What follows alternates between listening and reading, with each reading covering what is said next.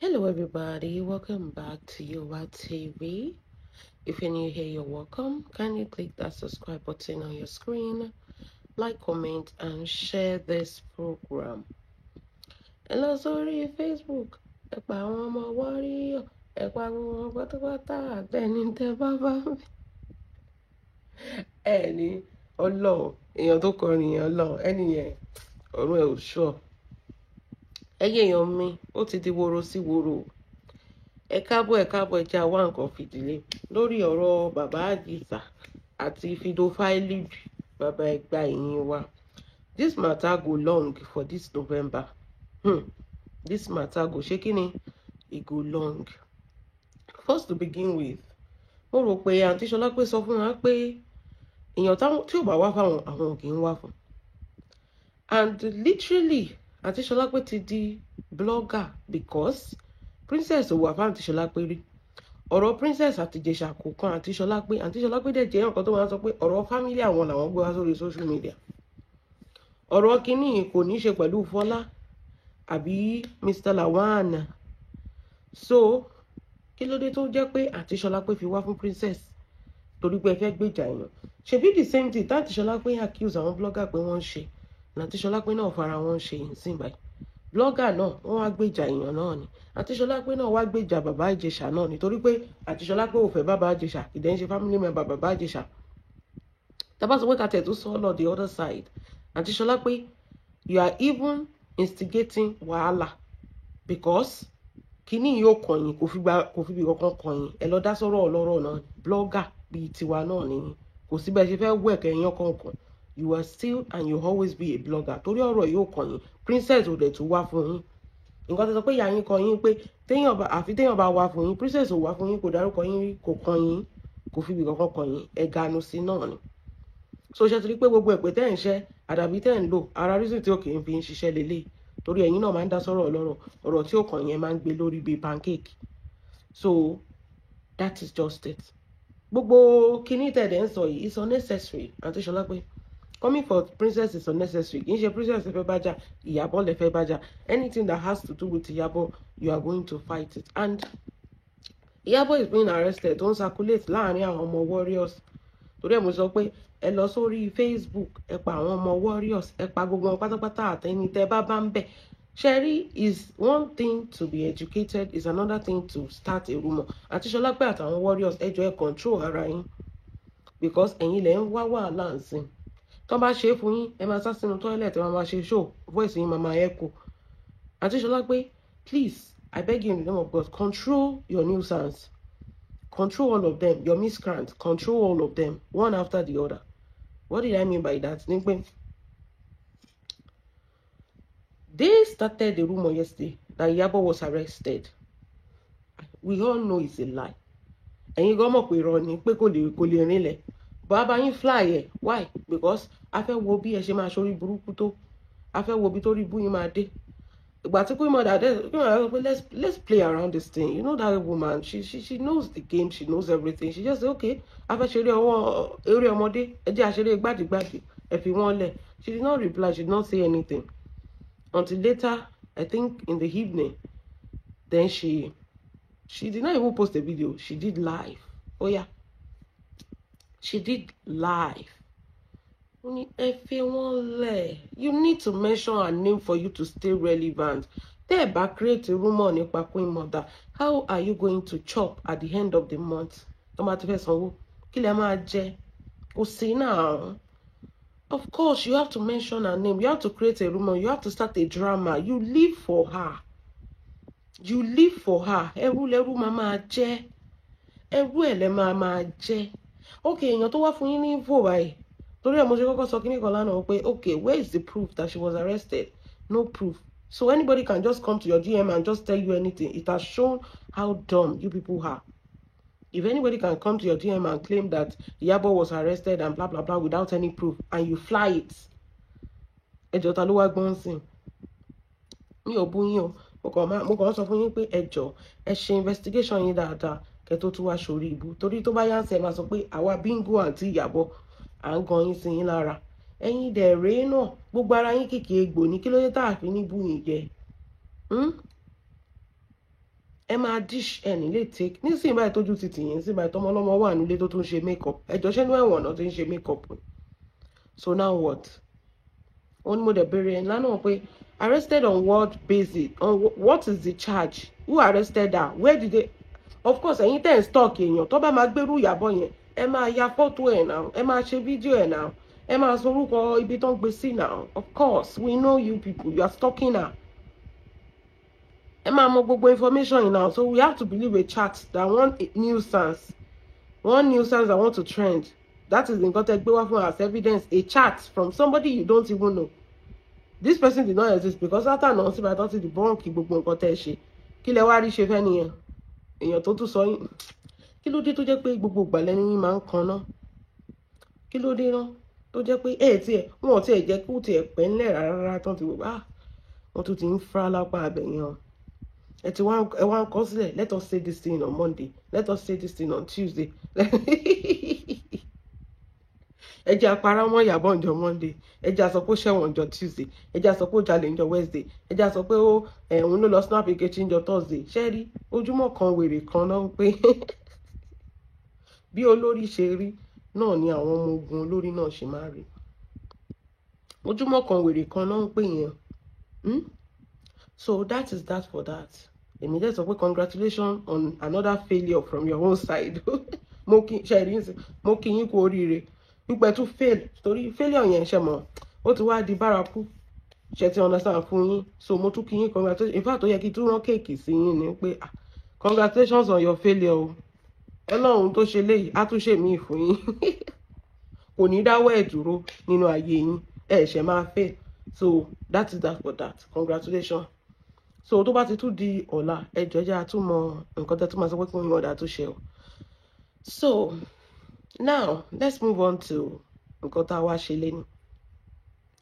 Mo rí update látọ̀dọ̀ àwọn ará Warriors mo dẹ̀ ní kí n kà gbogbo ẹ̀ la máa gbé wá so gbogbo ẹ̀ la máa ṣe ẹ má worry.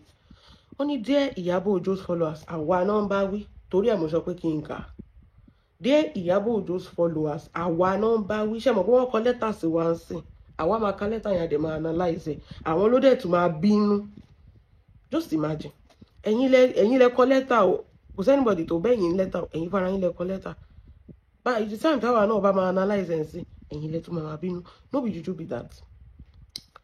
Wọ́n ní dear Iyabo Ojo's followers / supporters read and digest. Wọ́n ní ká dẹ̀ tún digest àwa tún máa fẹ́ ọkàn kún a tún máa analyze ẹ̀. Ṣé mọ̀ pé ẹ̀yin ò sọ síbẹ̀. We are going to read, digest, and we are going to analyze. Ẹ jọ̀ọ́ ẹ má jẹ́ kó bí anybody nínú. Kò tí ẹ yẹ kó fàjà kó yẹ kó fa wàhálà. Ẹ jẹ́ aṣáà ṣe bẹ́yẹn. Police investigated Lizzy's Idumota's transfer saga and cleared her name, and you are still shouting ole of your local government. We heard clearly how they were shouting at Tom Jones that day that Iyabo Ojo máa gbọ́ ìyá ẹ̀ Lizzy àti set ẹ̀ up. Ọlọ́run. Everybody was screaming because Lizzy was screaming ṣẹpẹtẹ́rì Obotulẹ́lẹ́ nǹkan táwọn èèyàn yẹn náà fi rántí ẹ̀ náà nìyẹn. Because everybody watched Lizzy scream on social media. Ṣẹpẹtẹ́rì náà ń pariwo.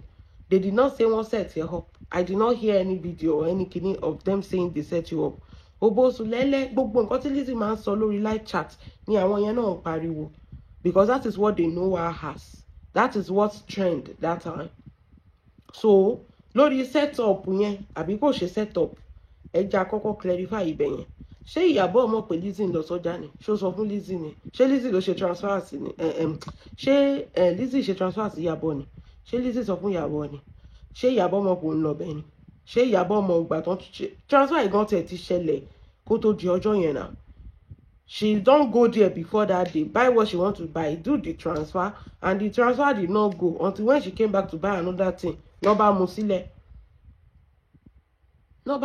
So how does this have anything to do with Iyabo? Something that has already occurred that Iyabo has no idea about.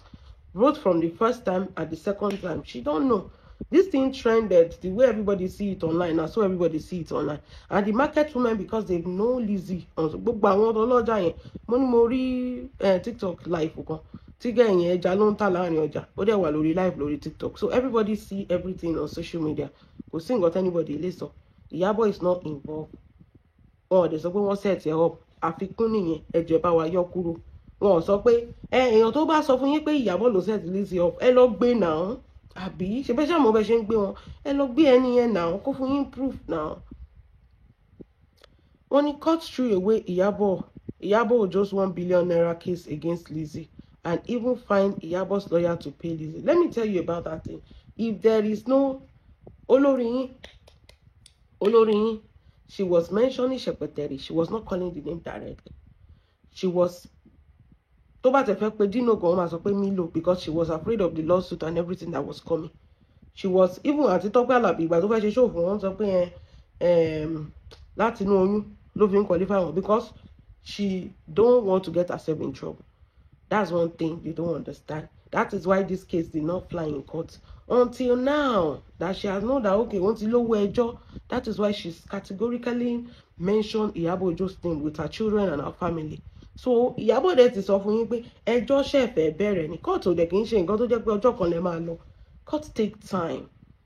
Àdúrà ní kẹ́ máa gbà fún àǹtí Lizzy nsìn pé kọ́ máa ṣẹ̀wọ̀n gbé torí nsìn tẹ́ ti dárúkọ èèyàn, ẹ dárúkọ ìyá ẹ dárúkọ ọmọ ẹ dárúkọ grandson ní Prince Rakim. Ibi tó dé nsìn Prince Rakim gan máa sue yín ní ibi tó dé. Prince Rakim gan máa sue yín. Tẹ́ bá ṣe ti Iyabo tán ẹ máa ṣe ti Priscilla, ẹ máa ṣe ti Prince Rakim.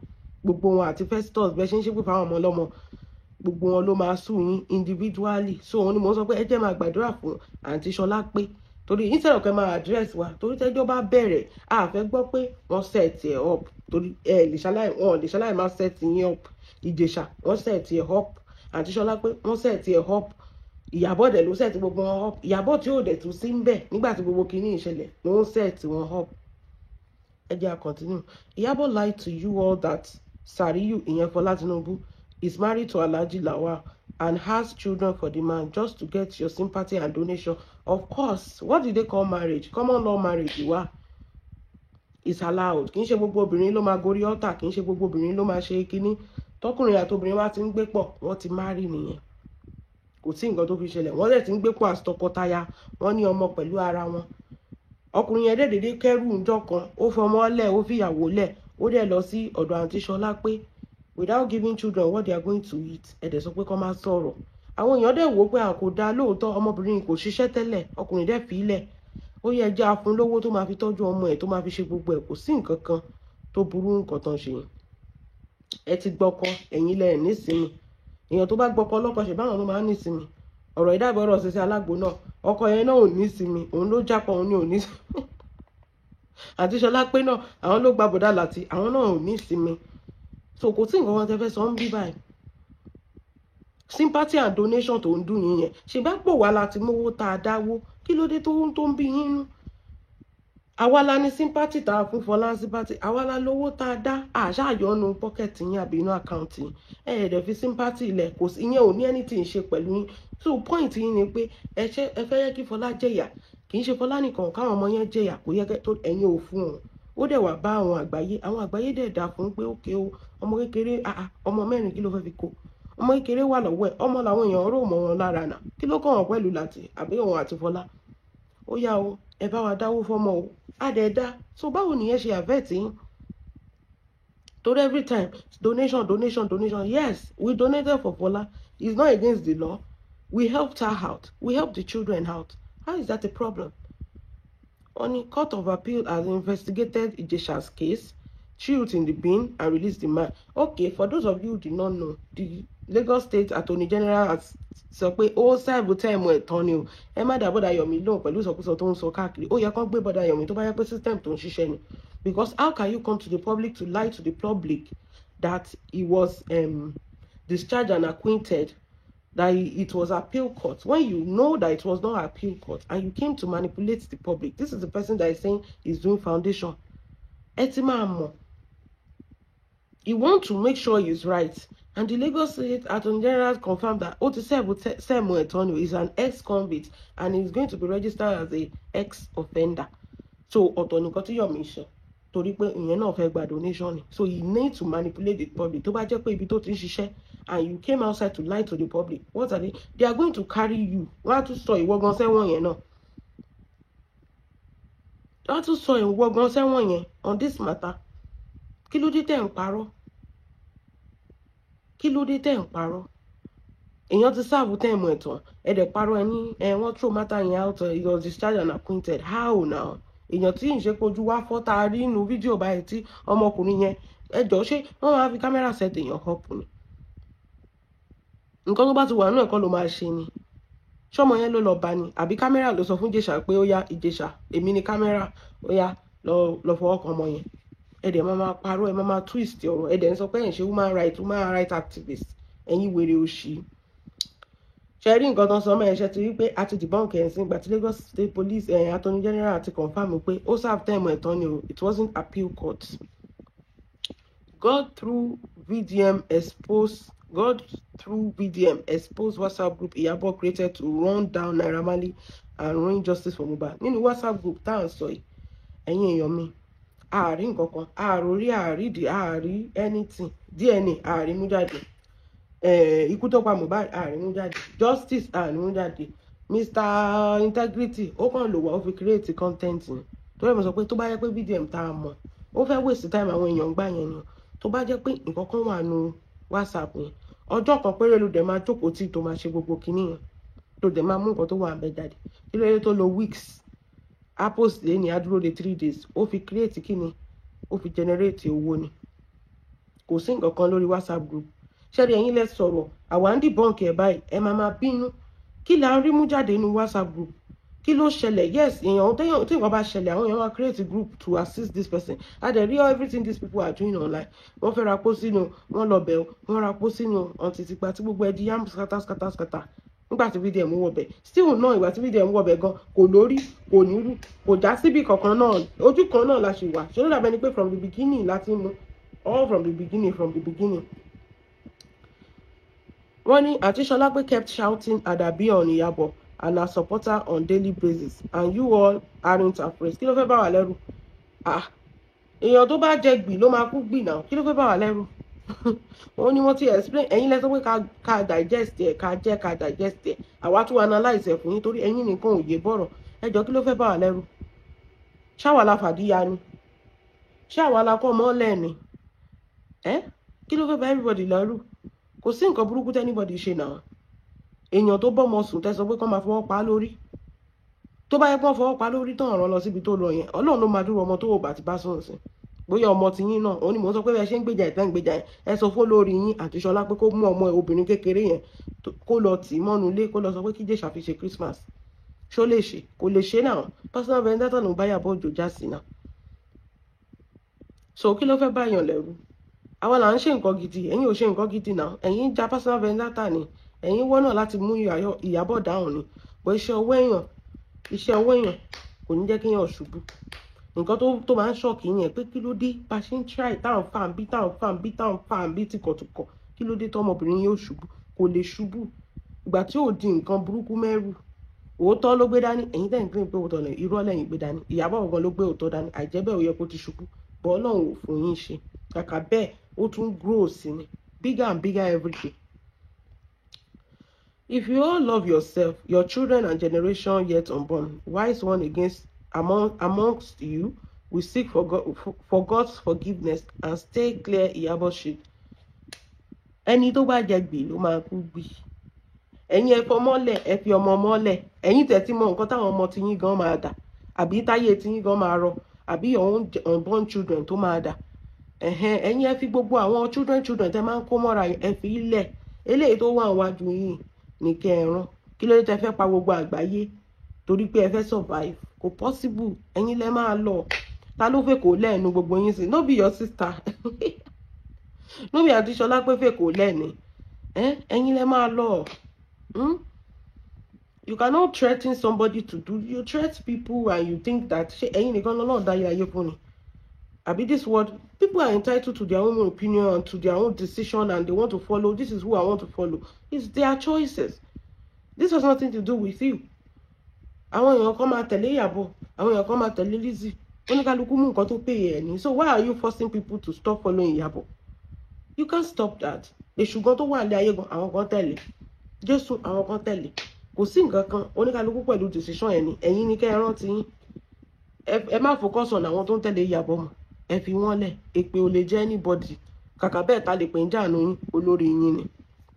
Olórí jagunjagun. Wọ́n ní comment rubbish and I will delete it. Real. Sherry, you said a lot of things and you said nothing at the same time. Then, ẹ jẹ́ ká nǹkan tí general sọ nípa kéèsì Ijesha tó ń dá wàhálà lẹ̀. Ẹ jẹ́ ká nǹkan tí Lagos State sọ. I will be fast with this reading. Ijesha's release not on acquainter. Lagos Attorney General clarifies. The Lagos State Attorney General and Commissioner for Justice, Lawal Pedro, has denied reports claiming Nollywood actor Baba Ijesha was acquitted and clear of all charges, including offences involving a minor by the Court of Appeal. Wọ́n fi lẹ̀ pé ó appeal pé kò ṣẹ̀. Ó ti lo ìgbà tán dá fún, ó ti lo tán ni. Kìí ṣe first time tó ti ẹ̀ happy, ó ti appeal gbogbo ìgbà tó wà lórí stretcher tó ń happy pé òun sì kàn ṣe kí ni ẹ̀ wọ́n throw ẹ̀ out ni. Because evidence ní ẹjọ́, ilé ẹjọ́ kì í lo emotion, evidence ni. And this man has done everything for him to go scot-free, lying to the public and everything. And thank God we saw it. Hey, imagine kò jẹ́ pé kò sí videotape. Bọ̀bọ́ yẹn ò ní lọ sẹ́wọ̀n. A rí videotape báyìí àwọn èèyàn dẹ̀ manipulate ẹ̀ lójú wa. Tari pé ọmọ ọlọ́mọ jókòó ìyẹn ló ń fọwọ́ tẹ̀ lára. A rí videotape báyìí ẹ̀dẹ̀ tún manipulate wa. Ilé ẹjọ́ dẹ̀ rí evidence náà máa ń lò. Wọn kì í lo emotion. Wọ́n ń lo emotion. Wọ́n ní actor Yomi had on Friday, November 14, claimed that Baba Ijesha was released from prison after a court of appeal dismissed his ex-abuse case. He claimed the appellate court has exonerated Baba Ijesha and that the entire case was a charade. Shegbo. In your the activist, a failed activist. But that Yomi, sharing, you came to tell the public lies and you call yourself an activist. Activist okay paro now. Activist okay paro. Let me tell you what this man did there. You know what he did? Ojú ti tì pé Ijesha serve time. Ó wá wò pé kóun lọ tètè comment irú nǹkan báyìí. Àwọn Lagos State yẹn wọn kúkú ní dáhùn kò mọ̀ pé ó máa lọ fà rẹ̀ yẹn. Òun kọ́ rò pé kóun sọ síbẹ̀ pé tóun bá sọ síbẹ̀ àwọn èèyàn máa sọ pé àwọn ń ṣiṣẹ́ takuntakun wọ́n máa dáwó fún. Mo ní ó yẹ kán gbé ni. Because this is untrue. You are the closest person to this person. You know when they èèyàn tó ti wà lẹ́wọ̀n. Àwọn lọ́yà àti sọ fún ẹ̀ náà pé ọjọ́ báyìí náà máa release ẹ̀ ìgbà báyìí ló máa ṣẹ̀wọ̀n dà. Kí ló dé tó wá manipulate public? Ta ló yẹ kán gbé sí? Tó bá gbé Yomi sí báyìí wọ́n máa kígbe pé Iyabo Ojo ló set ẹ̀ up. Táwọn ọlọ́pàá bá gbé sí, why would you manipulate the public to suit your own narrative? Wípé he was discharged and acquitted and it took a whole attorney general to come and clarify this viral fake news from an activist. Ẹ̀yin tẹ́ bá ń dáwó fún Yomi ẹ̀ kàn ṣe ra yín. From a failed activist, a failed Nollywood actor, a failed producer. Ṣebí fíìmù gan lẹ̀ ń ṣe. Ìgbà wo lẹ di activist? Activist tó jẹ́ pé àwọn pedophile ló ń support. Ìjọ tẹ́ ti bẹ̀rẹ̀ sí support pedophile báyìí tẹ́dẹ̀ manipulate evidence pé wọ́n set ẹ̀ up ni tẹ́dẹ̀ fojú ara yín rí báyìí. Ìjọ yẹn lẹ ti bá yẹ activism yín jẹ́. Tẹ́tù ti wá parọ́ fún public wípé wọ́n discharged and acquitted. They threw the case out of court. Lẹ́yìn tó jẹ́ pé ó ṣẹ̀ṣẹ̀ wọn ẹ̀tọ́ ni. Speaking to journalists in Lagos on Sunday, November, the Attorney General described the circulating narrative as false. Narrative, Tiboda Yomi type as false. Money whitewashing Ijesha is allowed, but do you have to lie? Do you have to lie? Even if that man is not careful. Tomorrow, I want to congratulate. They congratulated you because they want to spite Iyabo Ojo. Kì í ṣe pé they encourage what you are doing, Ijesha. So when you are coming outside, you have to be careful everything you put. Kì í ṣe pé wá jáde kó sọ pé oh mo wọ́n set you up. You will see the way people will come for you. Nobody set you up. You will see the way people will come for you. They are congratulating you because they want to spite Iyabo Ojo. They want to use you to fight Iyabo Ojo. Kì í ṣe pé they forget what you did. So ìyàtọ̀ tó wà ń bẹ nìyẹn. He said The Attorney General described the circulating news as false, misleading, and irresponsible.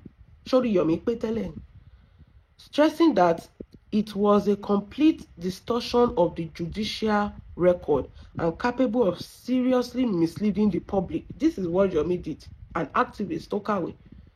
You misled the public. Ṣebí ó yẹ kán gbé ni. While you know the law and you misled the public on purpose, and you know, and you publish a false news. No such clearance occurred at any stage of the judicial process. Pedro stated confirmedly, there was no discharge and acquitted of any. Ó lọ sẹ́wọ̀n, wọ́n dájọ́ kíní fún ẹ. Ṣé 3 years in order fún ẹ àbí 5 years? Ó dẹ̀ ṣẹ̀wọ̀n ẹ pé ó dẹ̀ jáde. He confirmed that the High Court of Lagos State on July 14, 2022 convicted Baba Ijesha for assault and indecent treatment of a child over incident that occurred in 2021, sentencing him to 5 years and 3 years respectively to run concurrently. 3 years, sentenced to 5 years and 3 years respectively. Pedro explained that while the Court of Appeal Lagos Division on June 20, 2024 set aside conviction relating to alleged offense from 2013 to 2014, it upheld the conviction and sentence for the 2021 sexual assault charge. Pedro clarified that the convict's release was strictly because he had completed his full term of imprisonment. Ó ti parí oyè ọdún tán dá fún. AG ló ń sọ kíní o, wípé èèyàn yẹn Baba Ijesha, ó ti parí ọdún tán dá fún tó máa lò lẹ́wọ̀n.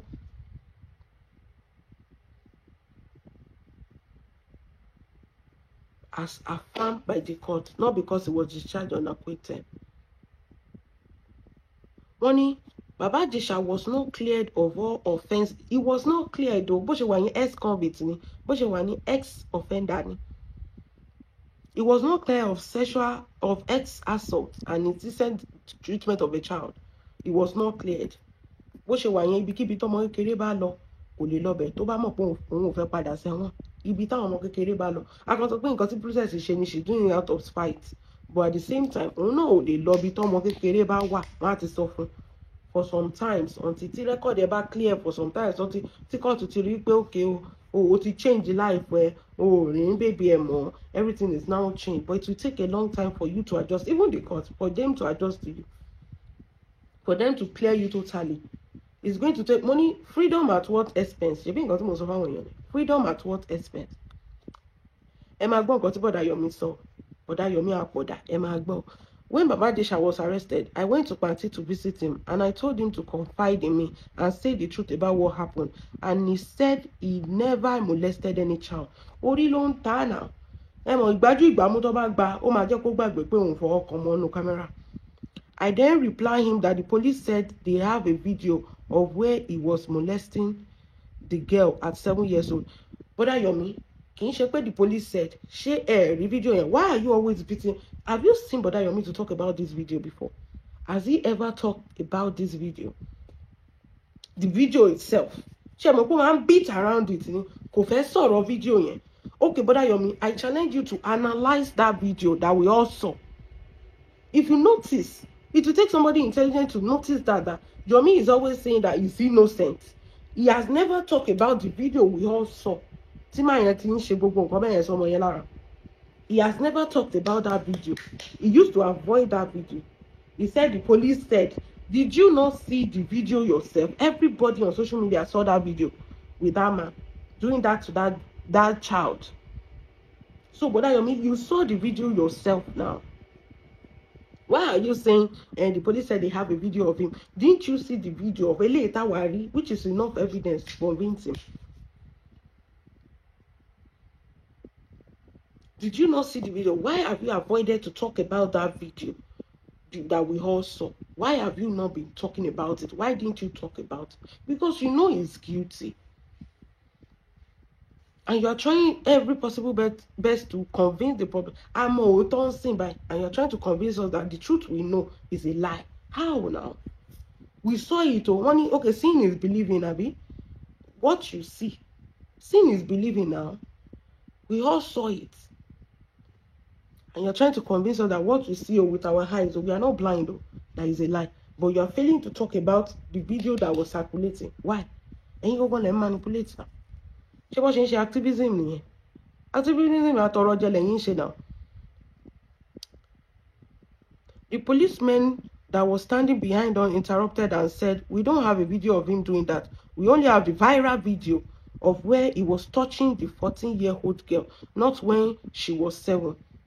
Multi 7 years because there is no evidence. But we know the one we saw when the girl is young, 14 to Enyelari." I asked Baba Ijesha what took him to Princess house, and he said Princess called him to shoot a movie and she put the girl down to act with him. No. If there was a movie being shot there, the camera will not be up. It will not be a CCTV camera, nothing shaky money. She already ni. Should there will be director there, there will be producer there. Where did you see all the cameraman, all the crew, what do you know? Continuity, where are everybody?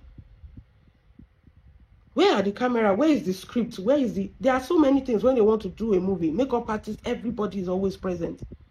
Why is there only the two of them in that room? And it's a movie from a CCTV camera. This your friend that you're talking just lied to you. He just lied to you. He did not confide in you. He lied to you. CCTV camera, nothing, money. The two of you were in a movie now. You had movies now. Okay, what's the title of the movie? Where are the crew? Act a movie from somebody that is coming from a set. They call you to come and act a movie. Then you get to the place. Of course, you see everybody acting the movie. Everybody will be dressed. What is the scene? You are coming to act a movie and this is negotiate the price. There will be written agreement. There will be everything. Look at how these people are manipulating everything as if we are not smart enough to understand. She want to phone logo. She want to send down payment. She want to share. A lot of things are added. Look at this man lying to his friend. And Yomi believe that. Does that not show that Yomi Lori is not even capable to be an activist? If you believe that somebody called this man, that you're a movie producer, that you should come and act a movie, and he's telling you that the video that went viral is a scene from a movie, from a CCTV camera, not a grand camera. Nothing film. CCTV camera, nothing movie scene. Just imagine. And you believe this idiot. And you made the idiot like me. And you believe this idiot. Stop talking, because when you talk, you just mess up. The more Yomi talk to justify this man, the more he's messing up his life more. The more is messing up his life. Eja continue. I asked him to tell me the relationship between him and Princess, and he said Princess was once a married woman, but she fought her husband 2 weeks after marriage because she was a bitter soul. Because see what to come the relationship Princess. Sharing thing. Obomosun, abo Obomosun. Only Princess is boko eja. Show the Princess only to boko eja. Baba Ijesha tried to settle the dispute between Princess and her husband because the husband was like a younger colleague, but it does not work. Princess was excited to see a tall and handsome Ijesha, so she wasn't bothered about her marriage again. Shebe odo, about relationship or marriage or work, shebe jodo rain. You were having affairs with Princess. If you're having affairs with the mother, why would you have affairs with the daughter, an underage daughter? And you are lying that they call you to come and shoot a movie and they put the girl beside you. What's the name of the movie? What's the movie about? Where is your script? Where is your payment? Where is the agreement? Where are the crew? That only most of them, there are evidences that the court uses. It means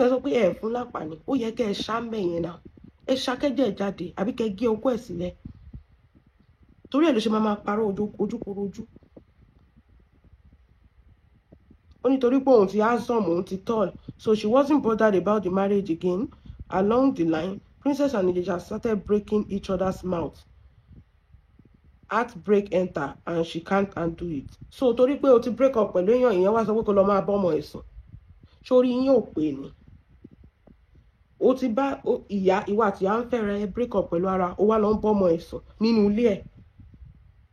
What type of immorality is this? Because I don't even understand. Every time, see, this is why I cannot move on from this Ijesha case. I cannot forgive him. Because every time you people talk, you just make it more annoying. You just make it more annoying. You make it difficult for people to move on. We want to try to move on. Okay, oh, she mistake in it. But with this write-up now, does it even make any sense? Ìwà àti ìyá ẹ ti jà, and dóra yín tẹ́lẹ̀, dóra yín mọ́. Ètò wájà ṣé ọmọ ẹ̀ kékeré ló wá yẹ kó lọ máa bá sùn ni? Àbí irú ọ̀rọ̀ kọ̀rọ̀ wo nìyẹn? Yọ̀mí ló tún kọ eléyìí o. Yọ̀mí ló tún kọ eléyìí o. Yọ̀mí ló kọ eléyìí o. Activist sọnù tó tún kàwé, Yọ̀mí ló kọ gbogbo rọ́bìṣì yìí o. Kò sí wàhálà. Ẹ̀yin ẹ má wọ̀rí. Èmi sọ kiri kan pé àwa ń ṣọ́ ẹbí hawk ni. Tó ń bá fa ìdíya ní Ghana, ìwọ náà ń bọ̀ wá mọ́. If you don't control all this, your stupid people that Yomi is just using you to create content at this point. It's just using you to create content. It's not, you are not going to go. You are getting stuck and stuck in that mud. You are getting stuck and stuck in that mud. Just imagine this rubbish. What's the meaning of all this story alone? Ṣé àwọn wà lọ́pọlọ ni? Torí pé ẹ ti bára yín jà, torí ẹ ló ṣe mo fẹ́ lọ mo ti bàjà. Tó bá báyàn jà ṣe bí wà lọ ni. Ó ní padà wá mọ́ nìna. Ó wá ń bọ́mọ ẹ̀sùn. Ó wá sọ pé torí ẹ ló ṣe wà bíta. Princess mo blame. Wọ́n bẹ́ẹ̀ wá youth torí ẹ pé kán ṣá ẹ lẹ́yìn ọrùn. Kó jẹ́ pé apá yẹn gan ò ní hospital ló ṣe máa wà up till now. Àbí kó wà ń kómà. Kán ṣá ẹ pamọ́ bẹ́ẹ̀ níbi tó ti ń bọ́mọ kékeré sùn. Ẹ̀yin wèrè òṣì. Ẹni wọ́n set ẹ̀ up. Kámẹ́rà ló sọ fún Ijesha pé kó lọ máa fọ. Kó àbí ojú yín fọ́ ẹ rí bó ṣe ń làkà ọmọ kékeré. Ọmọ tó ti bá yẹ ẹ̀sùn.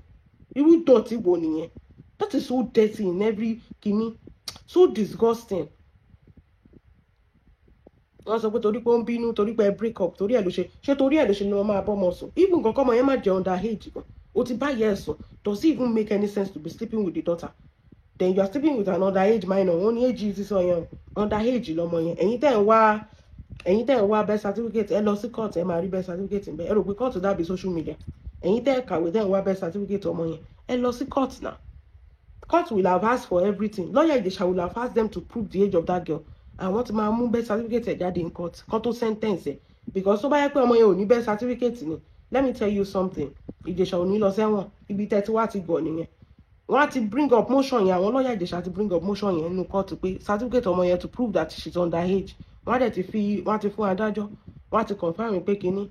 Client yín ṣẹ̀wọ̀n ò ṣẹ̀wọ̀n gbé nìyẹn. Ọjọ́ mi ẹ sọ fún pé tó bá ti gbé ọmọ ọlọ́mọ sílẹ̀ kó má máa fọwọ́ pa wọ́n lára mọ́. Nǹkan tí mi ti ẹ̀ ń sọ ni pé jọ my dear tún lọ fọwọ́ pa ọmọ mi lára.